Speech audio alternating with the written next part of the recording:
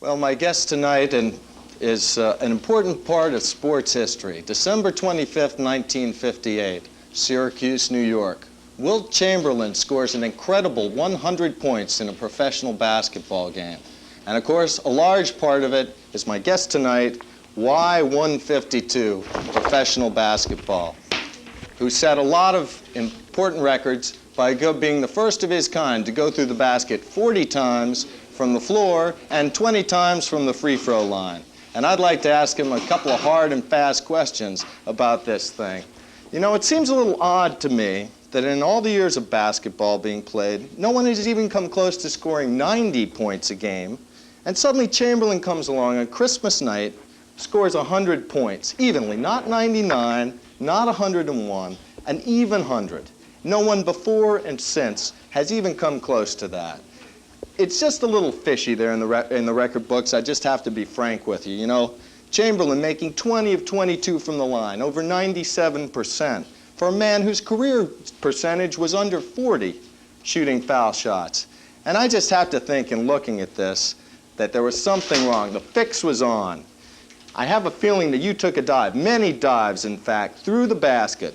And I just want to ask you one question. Isn't it true that you conspired with Wilt Chamberlain on the night in question, December 25th, 1958, to make a mockery of the then existing basketball record for individual scoring? Now, I want you to answer that. What do you say to that, Ball?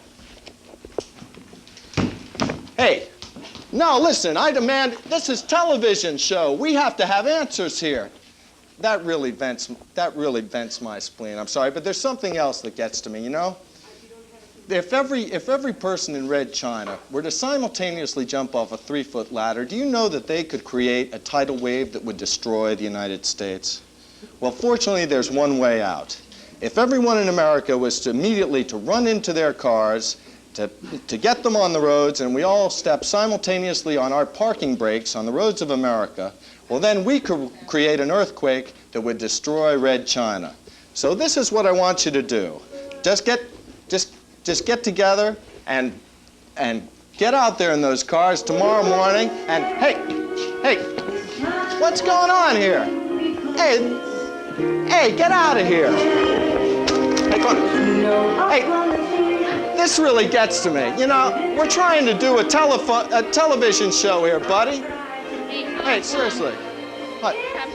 Listen, you can get a ticket for that, you know? You don't know who you're messing with. We're on the air. Just sit down and Thanksgiving's Gee coming up, and whiz. you're going to go home and see your parents and everything. Show. So, no, just well, look. It's true. It everybody is has, you know, he had his time on cable TV. You just get no. Just think of all the things that you have to be thankful for, like this great crew that we have here, Lori and Terry and Gary and Mary back there, and it's too bad we can't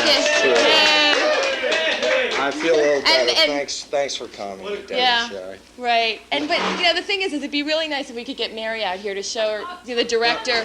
Well, I know we've wanted to. We've wanted to get Mary, the director, out here, but no, Mary. Dedicated and so. Hey, listen, get back in. We told you can't be gone, Mary. Come on. Come on, Mary. Some other time, really. They're so dedicated and unselfish. These egoless people. And come on, you know, there's no telling what's going. Sit back in that old hole, and you're out here having all. Mary, we told you to be back there. Come on. I'm on the air. Mary, look what's happening to the cameras. Come on, this whole thing's.